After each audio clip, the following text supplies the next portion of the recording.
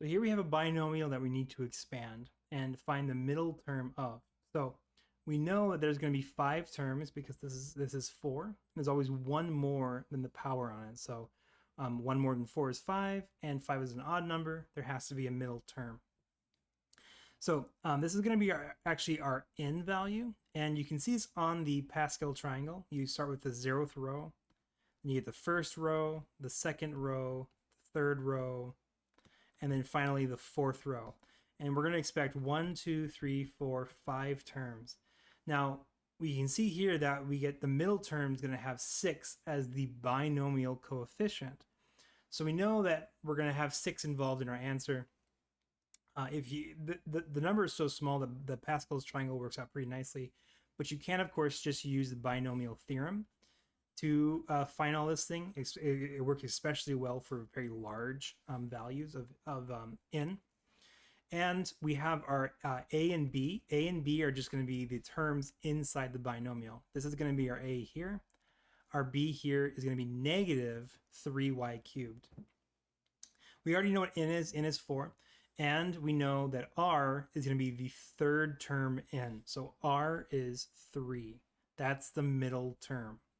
So plugging this into our binomial theorem, we're going to have 4 choose r minus 1 is 2.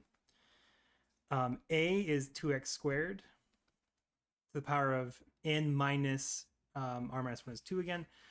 So we have n is 4. That's going to be 4 minus 2 is 2. And b is going to be negative 3y cubed. R minus 1, 3 minus 1 is 2. Okay, 4 choose 2. This is going to be 4 factorial over 4 minus 2 factorial times 2 factorial. That's just n factorial over n minus r factorial times r factorial. Then we're going to have, I'm going to distribute this 2 into here. We're going to get 4x to the 4th. Distribute this 2 into there. We're going to get positive 9y to the 6th. 4 factorial is 4 times 3 times 2 times 1. 4 minus 2 is 2. 2 factorial is 2 times 1. 2 factorial again is 2 times 1. Those cancel, and that gives us just 2 there. 2 times 3 is 6, just like Pascal's triangle told us. So we're going to get 6 times 4x to the 4th times 9y to the 6th. Doing 6 times 4 times 9, that does indeed give us 216.